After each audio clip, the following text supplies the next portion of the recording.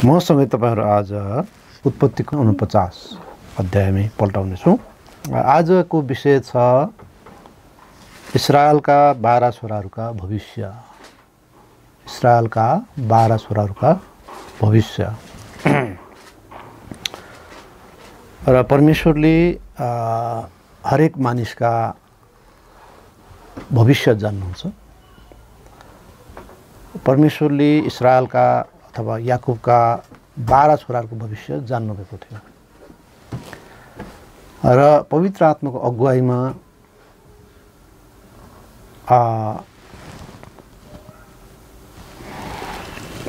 अगुवाईमा याकुबले आफ्ना छोराहरूको भविष्य बताए।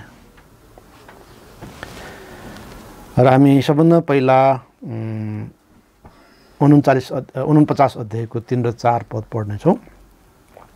हे रुबेन, तिमी मेरा जेठा छोरा, मेरो बल र मेरो पौरुषको पहिलो फल हो, प्रतिष्ठाको उत्तमता र शक्तिको उत्तमता हो।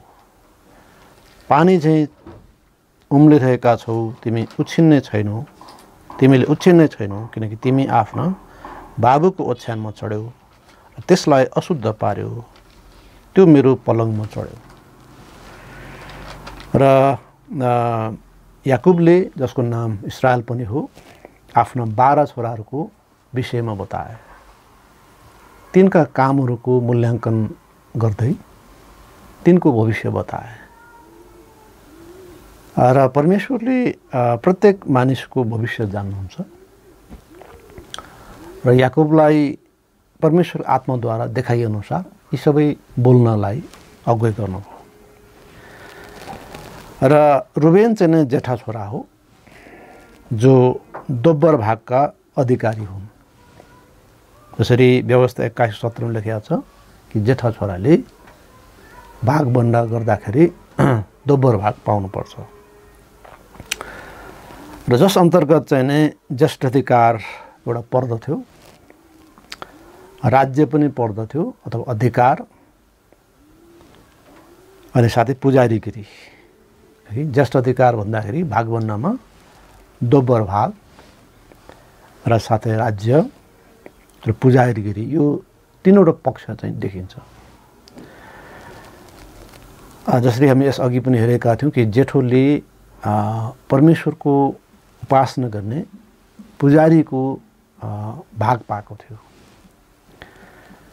तर इस्राएलमा जेठाहरूको सट्टामा परमेश्वरले लेवी कुललाई छान्नुभयो र लेवी कुलले सम्पूर्ण इस्राएली जेठाहरूको काम गर्थ्यो, परमेश्वरको उपासना गर्ने, परमेश्वरको नजिकमा जाने, उहाँको सेवा गर्ने। र त्यस्तै गरी जेठाले आफ्नो अंशको दोब्बर भाग पाउँथ्यो र साथै उसलाई आफ्नो पिताजीबाटको अधिकार पनि प्राप्त हुन्थ्यो। तर रुबेनको यी सबै चाहिँ हक भए तापनि उसले आफ्नो पिताजीको ओछ्यानमा चढेको हुनाले यी कुराहरूबाट उनी वञ्चित भए। हामी उत्पत्ति 35 अध्यायको 22 पदमा पढ्नेछौँ। अनि यस्तो भयो, इस्राएल त्यस देशमा बसेको बेलामा रुबेन गएर आफ्ना बाबुकी उपपत्नी बिलासँग सुते। अनि इस्राएलले यो कुरा सुने। अनि याकुबका 12 जना छोराहरू थिए। त याकुबले यो कुरा सुने अथवा इस्राएलले यो कुरा सुने कि उनका छोरा, जेठो छोरा रुबेनले के गर्यो कि उनकी पत्नी राहेलका दासी जो हो बिला, जो पनि उपपत्नीको रूपमा आफ्नी पत्नी राहेलद्वारा दिएका थिए, र तिनीसँगको जुन व्यवहार हो, यसको कारणले गर्दाखेरि उसले ज्येष्ठाधिकार गुमाए, राज्य गुमाए, पुजारीगिरी गुमाए। यसर्थ रुबेन रित्तिए। वास्तवमा युसुफले 2 भाग पाए, उनका 2 छोराहरूमा अंश लाग्यो। सबै कुलहरूले एक भाग पाए, तर युसुफले 2 भाग पाए। यसरी एउटा भागबन्डाको दोब्बर भाग चाहिँ नै युसुफले पायो। र राज्य चाहिँ यहुदालाई दिइयो र यहुदाले राज्य गरे इस्राएलमा। यहुदाबाटै सारा इस्राएलको नेतृत्व भयो। र राजा दाउद सुलेमानहरू यहुदामै जन्मे र साथै पुजारीगिरी भने लेवी कुललाई दिइयो। यसरी रुबेन ऋत्विए किनकि उसले जीवनमा गम्भीर भुल गरे, गम्भीर गल्ती गरे। र त्यसपछि हामी सिमोन र लेवीको बारेमा पाउँछौँ 5 र 7 पदहरूमा। सिमोन र लेवी दाजुभाइ हुन् र तिनीहरूका तरवारहरू उत्पातका हतियार हुन्। हे मेरो प्राण, तिनीहरूको सल्लाहमा नआइज। हे मेरो इज्जत, तिनीहरूको सभामा सम्मिलित नहो। किनकि तिनीहरूले आफ्नो रिसमा एउटा मानिसलाई मारे र मन परी गर्ने चालमा तिनीहरूले गोरुको ढोड नसा काटे। तिनीहरूको रिस श्रापित होस् किनकि त्यो डरलाग्दो थियो, अनि तिमीहरूको क्रोध पनि किनकि त्यो निष्ठुर थियो। म तिनीहरूलाई याकुबमा बाँड्नेछु, इसरायलमा तिनीहरूलाई तितर बितर पार्नेछु। अब पालो आयो सिमोन र लेवीको। र यी दुई दाजुभाइ एउटै बुबा आमाका छोराहरू हुन्। बुवा याकुब र आमा चाहिँ लेआ। दुवैजना लेआबाट जन्मेका हुन् र यी दुवै नै उस्तै प्रवृत्तिका थिए। छली, रिसाहा, क्रोधी थिए। रिसमा भयङ्कर, आँखा नदेख्ने, डरलाग्दो रूपमा अघि बढ्नेहरू थिए। यिनीहरूले बुवाको अनुमति बिना साथै इच्छा विपरीत ठुलो नरसंहार गरेका थिए। हामी उत्पत्ति 34 अध्यायको 25-29 पढ्नेछौँ। अनि यस्तो भयो, तेस्रो दिनमा जब तिनीहरू पीडामा थिए तब याकुबका छोराहरूमा 2 जना दिनाका दाजुहरू सिमोन र लेवीले आफ्नो तरवार लिए अनि साहससित त्यस सहरमाथि जाइ लागे र सबै पुरुषहरूलाई मारे। अनि तिनीहरूले हमोर र तिनका छोरा सेकेमलाई तरवारको धारले मारे अनि दिनालाई सेकेमको घरबाट निकालेर निस्के। याकुबका छोराहरू ती मारिकाहरूमाथि जाइ लागे र त्यस सहरलाई लुटे किनकि तिनीहरूले उनीहरूकी बहिनीलाई अशुद्ध पारेका थिए। तिनीहरूका भेडाबाख्राहरू, तिनीहरूका गाई बस्तुहरू, तिनीहरूका गधाहरू अनि सहरमा भएका खेतबारीमा भएका थोकहरू साथै तिनीहरूका सबै धन सम्पत्ति उनीहरूले लगे। अनि तिनीहरूका सबै बालबच्चाहरूलाई र तिनीहरूका स्वास्नीहरूलाई उनीहरूले कैदी बनाए र घरमा भएका सबै थोकहरू पनि लुटे। यो प्रकारले हामी देख्छौँ सिमोन र लेवीको रिस चाहिँ बडो डरलाग्दो थियो र यसमा याकुब सहमति थिएन।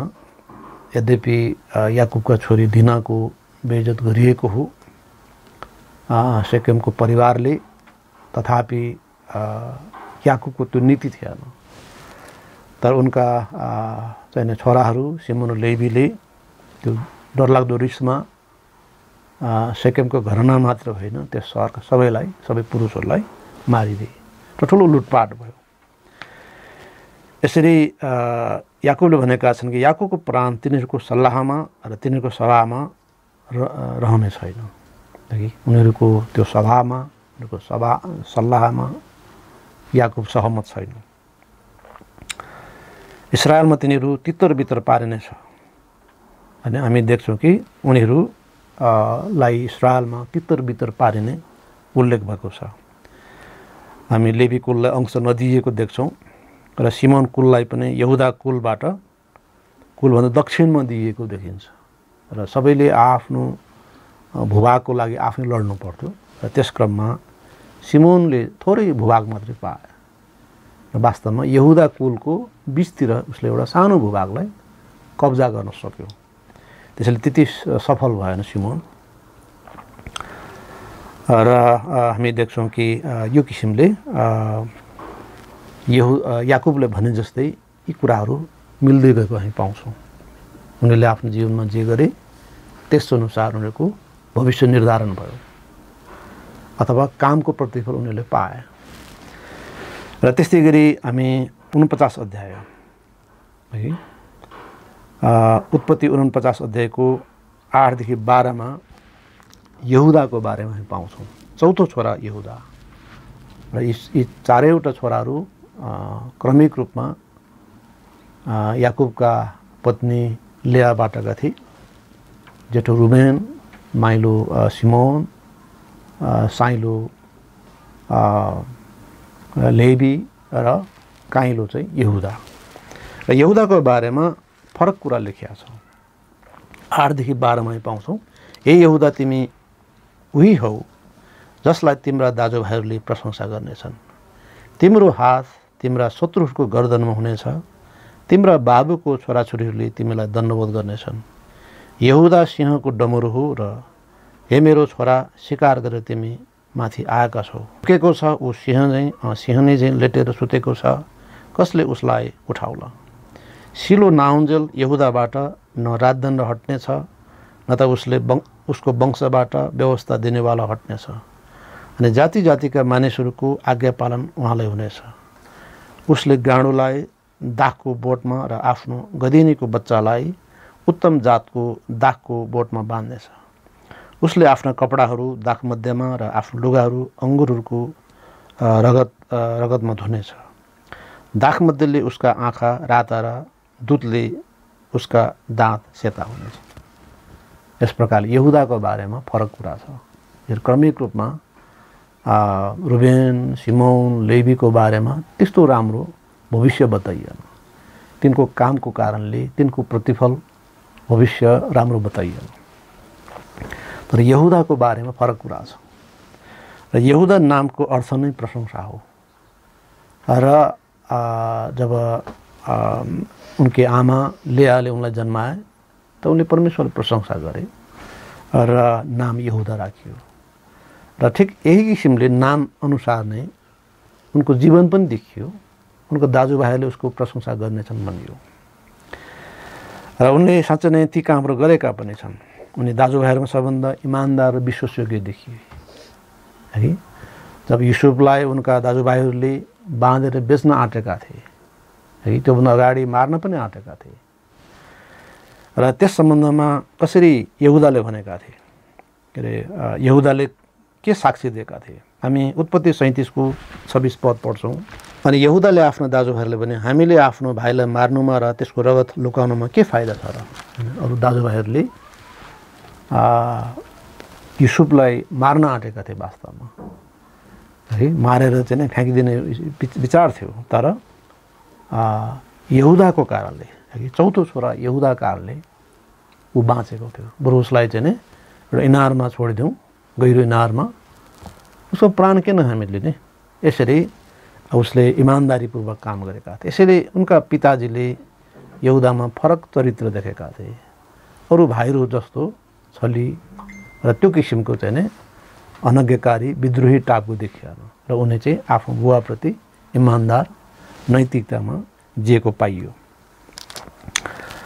र पछिबाट हामी देख्छौँ कि मिश्र देशमा उनीहरू अनिकालको समयमा जाने क्रममा पनि त्यो चरित्र देखिया छ यहुदामा है। यहुदा दाजुभाइहरू सबभन्दा विश्वासयोग्य पाइयो। र जब उनीहरूले आफ्ना एकजना भाइ सिमोनलाई चाहिँ बन्दी अवस्थामा राख्नु पर्यो मिश्र देशमा, किनभने युसुफको चाहिँ नै कडा आज्ञा थियो, जबसम्म ल्याउँदैनौ तबसम्म चाहिँ नै यो भाइ चाहिँ बन्दी अवस्थामा रहनेछ। अनि यो कुराको सन्देशले बुवा ज्यादै दुखित भयो। भाइलाई बोलाइ मागेको हो वास्तव युसुफले, तर याकुबले त्यो गर्न चाहेन। किनभने अब मैले छोरा युसुफलाई गुमाएको छु, अब फेरि पनि मैले बेन्जामिनलाई गुमाउँ। तर त्यस बेला चाहिँ यहुदाले भनेका थिए, म भएँ पिताजी मेरो जिम्मामा छोडिदिनुहोस्, म जानुपर्छ, हामी जानै पर्छ। त्यस कारणले यो भाइलाई नलगिकन हामीलाई त्यहाँ स्वागत हुने छैन। यस कारण गर्दा यहुदाकै कारणले उनीहरूका पिताजी याकुबले नचाही पनि आफ्नो प्यारो छोरा बेन्जामिनलाई उनीहरूका साथ पठाएका थिए। नचाही तैपनि यहुदाकै कारणले मात्रै। र मिश्र देशमा पुगिसकेपछि अब बेन्जामिन पनि कैदमा पर्ने सम्भावना देखिसकेपछि, किनभने त्यो किसिमको परिस्थिति यहाँ बन्यो। र त्यो अवस्थामा यहुदाले भनेका थिए हैन, जसलाई चिना थिएन तर युसुफको कानमा गएर भनेका थिए, कृपा गरी यिनको प्राण चाहिँ नै, यिनको जीवन चाहिँ नै मेरो पिताजीको प्राणसँग यो गाँसिया छ। यदि चाहिँ यिनलाई हामीले फिर्ता लगेनौँ भने मेरो पिताजी चाहिँ मर्नुहुन्छ, सिद्धिनुहुन्छ। यसरी भनेका। यसैले यहुदा चाहिँ नि दाजुभाइहरूमा ज्यादै विश्वसनीय पाइयो, भेटियो। यसैले यहुदामा परमेश्वरले विशेष आशिष दिनुभयो र जुन कुरा चाहिँ नि याकुबद्वारा व्यक्त भयो। यसैले पहिलो कुरा त हामी देख्छौँ कि यहुदालाई दाजुभाइहरूले प्रशंसा गर्नेछन्, साँच्चै नै उनी दाजुभाइहरूमा प्रशंसायोग्य बने। दोस्रो चाहिँ नि यहुदाको हात शत्रुको गर्दनमा हुनेछ भनेको छ, याकुबको आशिषमा त्यो लेखिएको छ। र यहुदा चाहिँ नि कुलहरूमा सबभन्दा बलिया हुनेछन् भनेको छ र उसलाई चाहिँ सिंहको डमुरो भनेको छ होइन, शक्तिमा भरपुर सिंह त्यो रूपमा देखाइएको छ।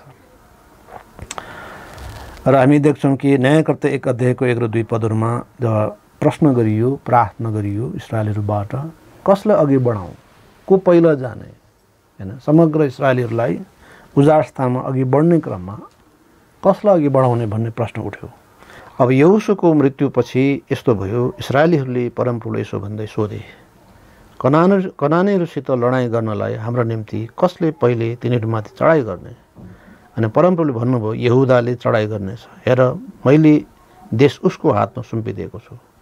अनि यहुदाले आफ्नो दाजु सिमोनलाई भने, मसित मेरो भागमा आऊ र हामी कनानीहरूसित लडाइँ गरौँ र म पनि त्यसरी नै तिम्रो भागमा तिमीसित जानेछु। सिमोन उनीसँग गए। यसरी परमेश्वरले यहुदालाई अत्यन्तै शक्तिशाली बलिया मान्नुभएको थियो। र त्योभन्दा अगाडि पनि इस्राएलीहरूको जुन यात्रा थियो मिश्र देशबाट कनानतर्फ, र त्यसमा पूर्वपट्टि अघिल्ला 3वटा जातिहरू राखिएकोमा बिचमा चाहिँ नि यहुदालाई राखेको। यसरी यहुदा चाहिँ नि सधैँ अगाडि बढ्थ्यो, नम्बर 1 मा राखेको थियो। अगाडि पुजारीहरू हुन्थे, लेवी कुल हुन्थे, र त्यस पछाडि चाहिँ नि सैन्य क्षमताको हिसाबबाट अघि बढ्ने क्रममा यहुदा अघि बढाएको थियो, यहुदालाई अगाडि चाहिँ नि राखिएको थियो। हामी देख्छौँ कि यहुदा कुलका राजा दाउद सुलेमानहरूले सम्पूर्ण शत्रु राष्ट्रलाई अधीन गरेका थिए र राजा दाउदको पालामा इस्रायल ज्यादै ठुलो राष्ट्र बनेको थियो। पूर्वमा उसको सिमाना युफ्रेटिस नदीसँग पुगेको थियो, पश्चिममा नील नदीसँग पुगेको थियो। विशाल भूभागहरू इस्रायल राष्ट्रको अधीनमा थिए। यसरी यहुदा कुलबाट शत्रुको गर्दनमा चाहिँ नै हात राखिएको थियो। र तेस्रो कुरा, शिलो नआउन्जेल यहुदाबाट राजदण्ड हट्ने छैन भन्ने छ। र शिलो एउटा स्थान हो र त्यहाँ परमप्रभुको मन्दिरको पाल पनि थियो। अस्थायी रूपमा त्यहाँ मन्दिर बनाइएको थियो, मन्दिरको पाल तयार गरिएको थियो, खडा गरिएको थियो। र साथै शिलो एउटा व्यक्तिको नामसँग पनि जोडिएको छ होइन, जबसम्म शिलो आउँदैन होइन, कोही व्यक्ति आउने सवालमा यो उल्लेख गरेको छ। र शिलोको अर्थ हुन्छ विश्राम वा शान्ति। शिलोको अर्थ हुन्छ विश्राम वा शान्ति। यसर्थ मसीह नआउँदासम्म अथवा शान्तिदाता नआउँदासम्म यहुदा यसरी अघि बढ्छ भन्ने अर्थ यहाँ देखिन्छ।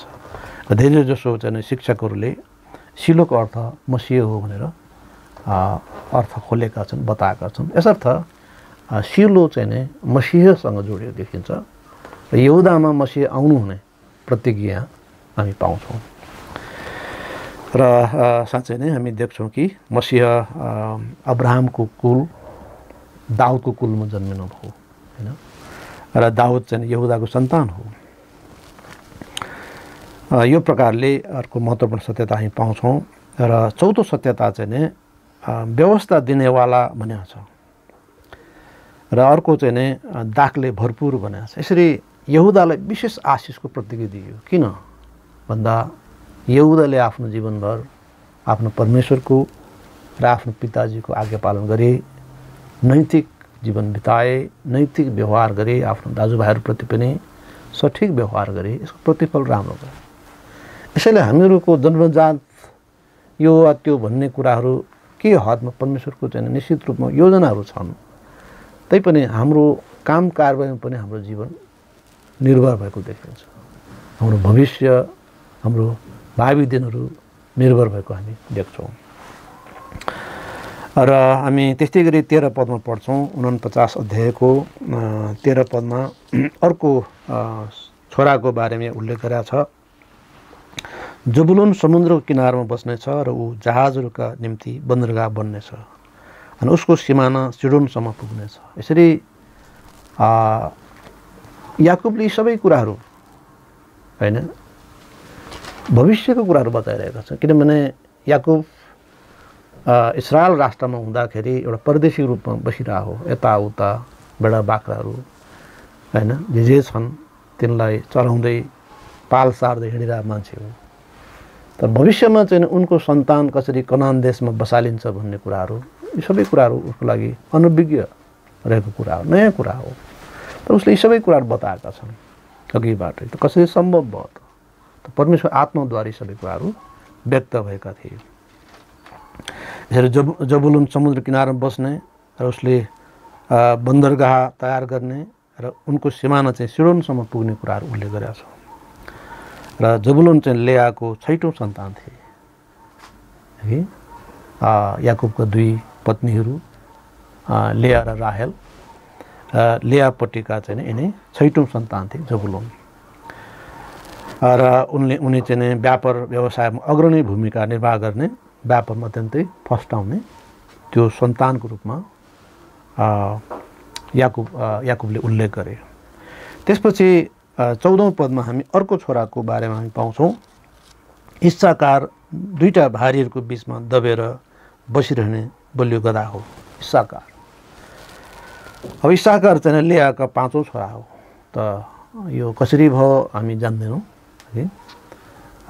कान्छो चाहिँ अगाडि आएको छ, कान्छोको नाम जबुलुन कान्छो तर उसको नाम अगाडि आएको छ। इस्साकार जेठो हो तर पछाडि आएको, धेरै पटक त्यो पनि भएको छ अधिकार। त अघिल्लो भाग चाहिँ नै पछिल्लोलाई पाएको उदाहरण थुप्रै छन्।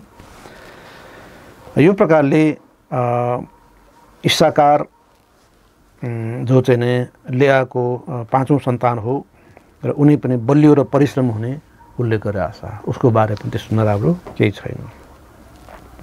र अब आयो 16-18 पदमा र हामी अर्को छोराको बारेमा यहाँ पाउँछौँ। 16-18मा इस्रायलका कुलहरूमध्ये एउटा भएर दानले आफ्ना लोकहरूको न्याय गर्नेछ। दान बाटोमा भएको एउटा साँप र गोरेटोमा भएको एउटा विषालु साँप हुनेछ जसले घोडाका कुर्कुच्चाहरूलाई डस्छ र त्यसको सवार पछिल्तिर लोट्नेछ। हे परमप्रभु, तपाईँको उद्धारको निम्ति म पर्खेर बसेको छु है। र यो प्रकारले दानको बारेमा उल्लेख गरेको छ। अब दान चाहिँ राहेलका दासी बिल्लाका छोरा थिए। जब राहेल आफू निसन्तान भएको थाहा गरे, उनको दिदीका फटाफट जन्मिरहेछन्, उनको सन्तान छैन, मूलतः 4 जन्मे अघिल्लो चरणमा। अनि त्यसपछि उसले भनेका छन् राहेलले मलाई पनि सन्तान दिनु, म मर्छु नभए। अनि याकुबले भने कि म परमेश्वर स्थानमा छु। त परमेश्वरको इच्छाद्वारा नै ती सबै भएका थिए। परिस्थितिहरू उहाँले नियन्त्रण गर्नु भएको थियो। र यद्यपि राहेल याकुबको प्रिय पत्नी हो, उसले छानेकी पत्नी हो र उनका मामा लाभनले गडबड नगरेका भए उसको एउटै मात्र पत्नी हुन्थ्यो, त्यो हो राहेल। तरै पनि त्यहाँ राहेलमा केही कुराहरूमा विगतमा गल्तीहरू भएका छन्। त्यसको एउटा अनुशासन सजायहरू भोगिरहेको देखिन्छ। अनि उनले भनेका छन् त्यसो भए मेरो दासी बिल्ला कहाँ जानुहोस्, मेरो लागि उनले जन्माउँछन्। यो प्रकारले पनि प्राचीन समयमा मालिकनीहरूले आफ्नो दासीलाई प्रयोग गरे देखिएको छ। साराले त्यही गरी, राहेलले त्यही गरी, पछिबाट लेयाले त्यही गरेका छन् होइन। आफ्नो सट्टामा सन्तान खडा गर्न दासीलाई प्रयोग गर्ने। र यसरी बिल्लाबाट जन्मेको जेठो छोरा चाहिँ दान हो। र दान यसरी राहेलका दासी बिल्लाका जेठा छोरा हुन्। र दानले आफ्नो जनहरूको न्याय गर्नेछ भन्ने उल्लेख गरेका छ। र साँप जस्तै चलाक हुने र अचानक शत्रुमाथि धावा बोल्न सक्ने क्षमताको हुनेछ भनेको छ। र त्यसपछि हामी 19औं पदमा अर्को छोराको बारेमा पाउँछौँ। 19औं पदमा गाद एउटा फौजले उसलाई हमला गर्नेछ तर उसले चाहिँ त्यसको पछिल्लो भागमाथि हमला गर्नेछ। र अर्को छोरा गादको बारेमा उल्लेख गरेको छ र गाद चाहिँ फेरि जिल्पाका छोरा थिए र जब उनले चाहिँ आफू गर्भधान नरहेको भन्नेदेखि ल्याए त्यसपछि उनले पनि बहिनी राहेलले जस्तै गरे मेरो निम्ति सन्तान जन्माउनु चाहिँ जिल्पा छन् जिल्पादी र जिल्पाबाट अर्को छोरा एउटा छोरा जन्म्यो जेठा छोरा उनी चाहिँ गाद थिए र उनी चाहिँ युद्ध कलामा निपुण हुने कुरा उल्लेख गरेको छ। त्यसपछि 20 पदमा आशेरको बारेमा उल्लेख गरेको छ। आशेरबाट आएको उसको भोजन उत्तम हुनेछ अनि उसले चाहिँ राजाको निम्ति मिठा मिठा भोजन उत्पन्न गर्नेछ भनेको छ आशेर। र आशेर चाहिँ नै जिल्पाको कान्छो छोरा हो, जिल्पा पक्षको अथवा लेयाका चाहिँ दासी जिल्पाका कान्छो छोरा हो आशेर। र उनले ज्यादै उर्वर भूमि प्राप्त गर्ने र राजाको निम्ति मिठा मिठा भोजन तयार गर्ने उल्लेख गरिरहेको छ। यसरी यो छक्कलाग्दो कुरा हो कि यी सबै कुराहरू भनिरहँदा इस्राएलीहरू भने इस्राएलका यी सबै छोराहरू सबै मिश्र देशमा छन्, तर याकुबले विश्वास गरेका छन् कि भविष्यमा परमेश्वरले उनका सन्तानलाई कनान देश दिनुहुन्छ जो आफ्नो पिताजी इसाक अनि इसाकका पिताजी अब्राहम हुँदै बारम्बार त्यो प्रतिज्ञा दोहोरिएको छ आएको छ। र यसो भनिरहँदा उनले यसरी कनान देशमा को कसरी अवस्थित हुनेछन् र आशिषित हुनेछन् भन्ने कुराहरू उनले यसरी भनेका छन्। र यसरी हामी देख्छौँ कि आशेरको बारेमा त्यो भनियो र अब 21 पदमा अर्को छोराको बारेमा उल्लेख गरेको छ। नप्ताली खुल्ला छोडिएको मृगी हो, ऊ राम्रो राम्रो वचन बोल्छ भनेको छ। नप्ताली चाहिँ बिल्लाका कान्छो छोरा हो। यो प्रकारले एउटा कम्पिटिसन जस्तो भयो त्यहाँनिर, कसले धेरै सन्तान जन्माउने होइन, अब सके आफू जन्माउने नभए आफ्नो दासीहरूद्वारा जन्माउने किसिम प्रतिस्पर्धा भइरह्यो त्यहाँनिर। र यस क्रममा चाहिँ नप्ताली चाहिँ बिल्लाको कान्छो छोरा हो र बिल्लाले अर्को छोरा जन्माए। त्यसरी दुवै दासीहरूबाट दुईजना जन्मे छोराहरू याकुबका र उनी बोल्नमा सिपालु हुनेछन्, अभिव्यक्त गर्न चाहिँ अत्यन्तै कुशल हुनेछन् भन्ने कुरा उल्लेख छ। यस प्रकारले लेयाका सबै 6 छोराहरूको वर्णन भइसकेका छ र लेया र राहेलका दुवै दासीहरूका छोराहरूको पनि वर्णन भइसकेका छ। अब बाँकी रह्यो राहेलका 2 छोराहरू। राहेल चाहिँ नै याकुबका प्रिय पत्नी हो। हामीले अघि पनि हेरेका थियौँ प्रिय पत्नी अप्रिय पत्नी हुन सक्छ र अप्रिय पत्नीबाटै भए पनि पहिला जन्मिया छ भने उसले ज्येष्ठाधिकार प्राप्त गर्छ, उसले अंश लगाउँदा दोब्बर भाग दिनुपर्छ भन्ने हामीले हेरिसकेका छौँ। अब तिनै राहेल हुन् जसलाई याकुबले धेरै प्रेम गरे र याकुबका जीवनमा उनी एउटा अत्यन्तै महत्त्वपूर्ण व्यक्ति बनिन्।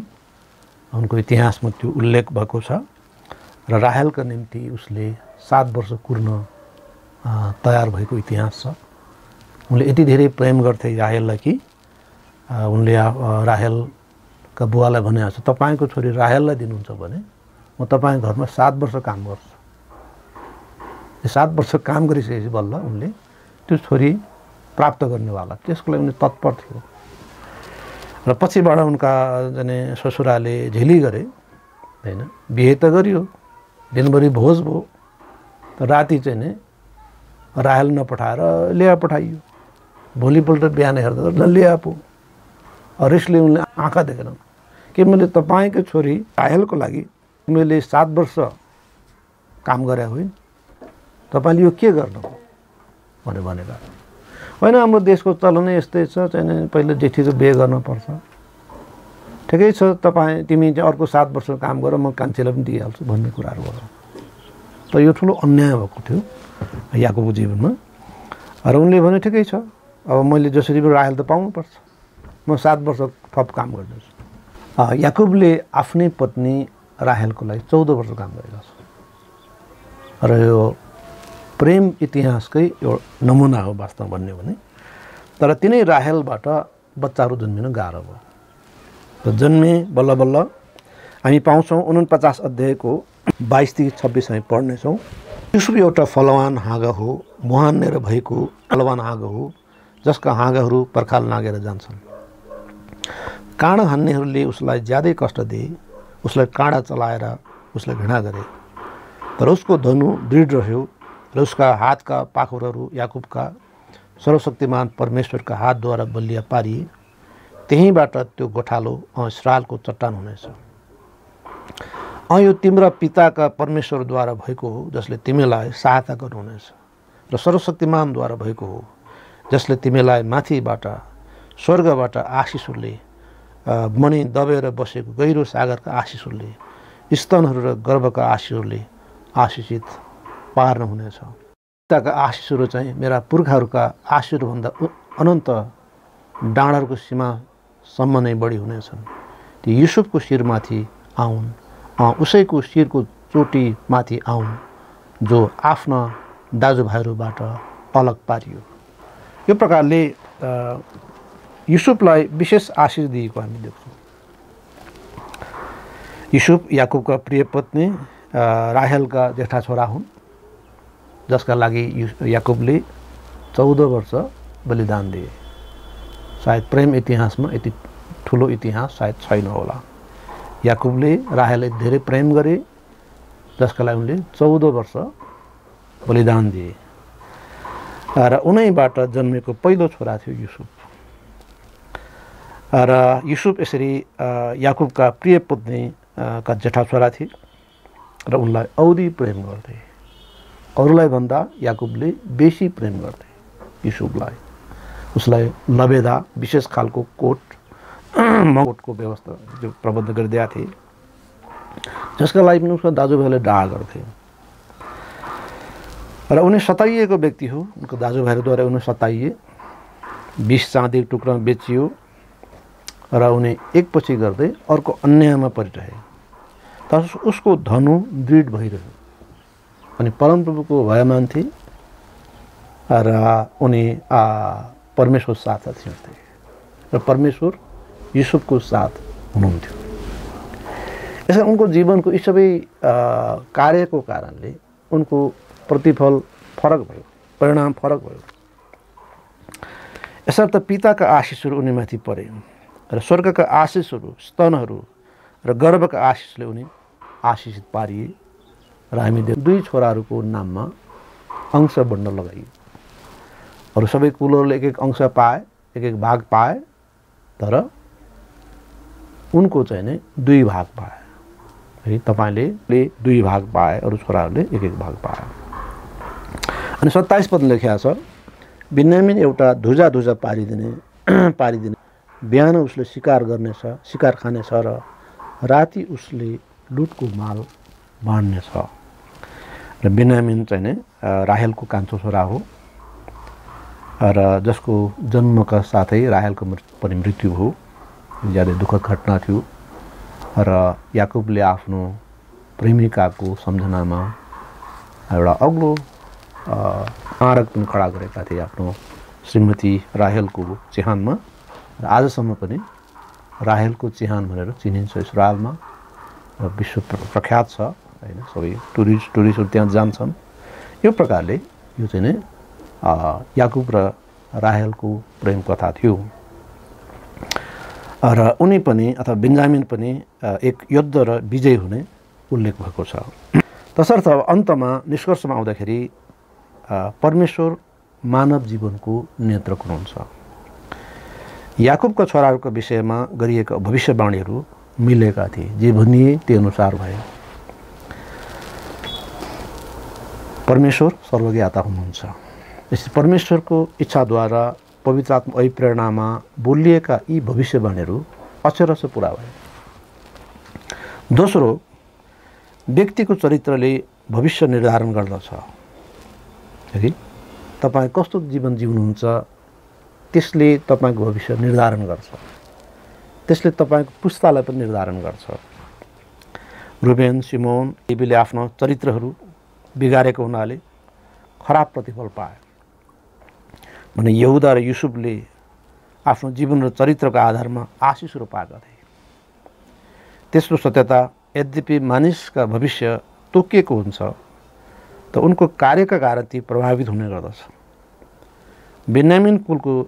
बिन्यामिन कुल झन्डै मासिएका थिए। तपाईँ न्यायकर्ता 21:1-3 हेर्नुहुन्छ भने जन इस्राएलबाट बिन्यामिन कुल समाप्तै भएका थिए। कारण बिन्यामिन कुलले परमेश्वर विरुद्धमा गम्भीर अपराध गरेका थिए। यसकारणले गर्दाखेरि परमेश्वरबाट हाम्रो लागि आशिषको प्रबन्ध गरिएको भए तापनि हाम्रो कामको कारणले कहिलेकाहीँ त्यो हामी सबै गुमाउनु मात्र होइन र हामीले यसको डरलाग्दो परिणाम पनि भोग्नुपर्ने हुन्छ। र चौथो कुरा, ईश्वरीय प्रबन्धहरू अनुग्रहमा निर्भर छन्, जसको कारण पछिल्ला चाहिँ अघिल्ला हुन्छन् र अघिल्ला चाहिँ पछिल्ला हुन्छन्। यसैको एउटा परिणामस्वरूप रुबेनले ज्येष्ठ अधिकार गुमाए, सबै आशिषहरू गुमाए। र पाँचौँ सत्यता, यी सबै जानेर हामी आफ्नो जीवनमा सचेत भएर जिउनु पर्दछ। हामी आउनुहोस् दोस्रो पत्रुस 3:17-18 पढ्नेछौँ। यसै कारण प्रियहरू, जब तिमीहरू यी कुराहरू अघिबाट जान्दछौ त होसियार हो, नत्र दुष्टहरूको भ्रमद्वारा बहकाइएर तिमीहरू पनि आफ्नो स्थिरताबाट तल खस्नेछौ। र हाम्रा प्रभु र मुक्तिदाता येशू ख्रीष्टको अनुग्रह र पहिचानमा बढ्दै जाऊ र उहाँलाई पहिले पनि र सदा सर्वदा महिमा होस्। आमेन। यो प्रकारले यो सबै भएको हुनाले हामी आफ्नो स्थिरताबाट खस्नु हुन्न।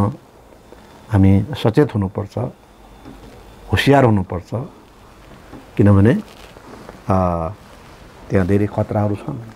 यसरी भाइहरूको यी 12 भाइको चाहिँ भविष्य निर्धारण भयो। र यसर्थ हामी अन्तमा मत्ती 6:33-34 हेर्नेछौँ। तर पहिले परमेश्वर राज्य र उहाँको धार्मिकताको खोजी गर र यी सबै थोकहरू तिमीहरूलाई थपिनेछन्। यसकारण भोलिका निम्ति फिक्री नगर, किनकि भोलिको दिनले आफ्नै थोकहरूका निम्ति फिक्री गर्नेछ। आजको खराबी आज निम्ति प्रशस्त छ। यसर्थ अब कुराको अन्त यही हो कि हाम्रो भविष्य वा अन्त हाम्रो कार्यमा निर्भर रहेछ। यसो भएको हुनाले हामीले के गर्ने त, हैन? के कसरी हामी अघि बढ्ने त? हामीले अघिका ती व्यक्तिहरूको जीवन हेरेका छौँ, यहुदाको जीवन हेरेका छौँ, युसुफको जीवन हेरेका छौँ। तिनले परमेश्वर भय माने, इमान्दारितामा जिए, नैतिकतामा जिए, अनि तिनको प्रतिफल राम्रो हो। त्यति मात्र तिनको सन्तान वंशको लागि आशिष दिइएको छ। प्रभुले भन्नुभयो कि उहाँका आज्ञाकारी जनहरूको 10 पुस्तासम्म आशिष दिनेछ। र यसो भएको हुनाले अब हामी प्रभुको जनहरूले गर्ने के त भन्दा पहिले हामीले उहाँको राज्य र उहाँको धार्मिकता खोजी गर्ने हो, उहाँको इच्छा खोज्ने हो, त्यसमा जिउने हो र प्रभु त्यसमा आशिष दिनुहुन्छ। र हाम्रो भविष्य, हाम्रो सन्ततिमा परमेश्वरले आशिष दिनुहुन्छ। त्यसैले जीवनका आशिष र श्राप हाम्रो हातमा छ। है, हामी ठिकसँग जिउँछौँ, परमेश्वर इच्छा खोज्छौँ, उहाँको धार्मिकतामा जिउँछौँ, राम्रो भलाइ हुनेछ। है, त हामी त्यो गर्दैनौँ, हामीलाई आशिष हुने छैन। सबभन्दा पहिला त हामी मुक्ति पाउन आवश्यक छ। ख्रीष्ट येशूमा विश्वास गर्छौँ, मुक्ति पाउँछौँ, त हामीलाई आशिष दिइनेछ। त्यसपछि हामी उहाँका साथ जिउँछौँ, युसुफ जस्तै हामीलाई आशिष दिइनेछ। त सो नभएर हामी परमेश्वरलाई अस्वीकार गर्छौँ, उहाँको धार्मिकतालाई अस्वीकार गर्छौँ, हामी आशिष पाउन सक्दैनौँ। संसारले आशिष पाउन सक्दैन। र साथै हामी प्रभुको साथ हिँड्दैनौँ, विश्वासी हौँ, मुक्ति पाएका छौँ, प्रभु साथ हिँड्दैनौँ, हामी आशिष हुन सक्दैनौँ। तसर्थ अब यी सबैको अन्त चाहिँ यही हो, हामीले परमेश्वरको इच्छा खोज्यौँ र यसमा हिँड्यौँ भने हामी आशिषित हुनेछौँ। जसरी युसुफ आशिषित भए, यहुदा आशिषित भए। हुन्छ, हामी वचन भाग यसैमा अन्त गर्नेछौँ।